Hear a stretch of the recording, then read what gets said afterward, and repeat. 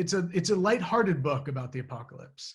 It goes all over the world, from a high-end prepper community in South Dakota to New Zealand to Mars and Chernobyl, as I mentioned. And it's about the end of humanity itself, but it's also very funny.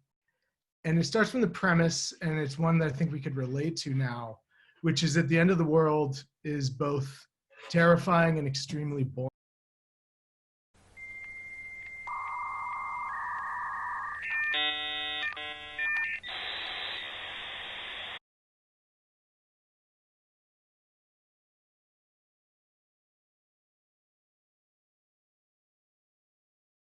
What's interesting about preppers, and I think what appeals to them themselves about these anxious fantasies of, you know, civilizational collapse and so on, is that it is like it's a fresh start. It's like, you know, the ground is leveled.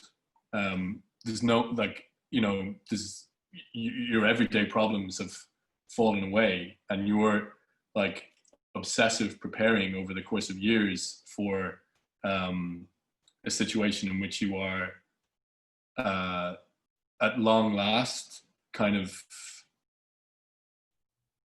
your sort of masculinity and resourcefulness can kind of come to fruition. Like, this is a real fantasy, I think, for preppers, and they want it to happen is the thing that I kept seeing, you know. I say in the book that preppers aren't preparing for their fears, they're preparing for their fantasies. Right. And it's a similar thing with Mars colonization. I mean, that like the pretext, I suppose, is that humanity needs a backup planet, that we need somewhere to have like a backup version of civilization, like a few hundred people, like a colony, so that if an asteroid hits the planet, or, you know, a viral pandemic or whatever it is wipes everyone out, that we have like a backup version.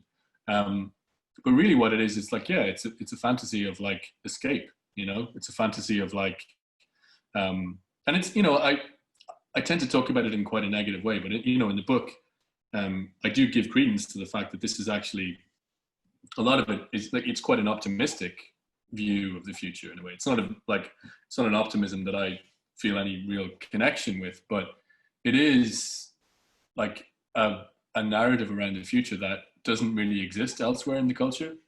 Mm-hmm. Like, if you think about the sort of mid 20th century, particularly in America, like that sort of, I always think of the cartoon The Jetsons.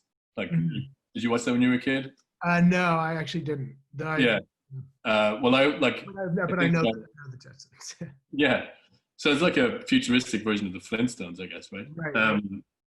But, you know, I always think of the Jetsons as being like sort of symptomatic of like mid to late 20th century American and just generally Western optimism about the future. This idea that, like, you know, it'll still be the nuclear family. So like this, it's still quite a regressive sort of conservative vision of what life will be like, but it's like surrounded by really high tech kind of, you know, people going to work in jetpacks through space, and like, you know, everyone going everywhere in escalators and so on. But that seems to me to express like just a real cultural optimism around technology and the future. The future was like, if you said the future in whatever, in 1974, probably the associations would be broadly positive, and you would think about technology and the stuff we're going to have.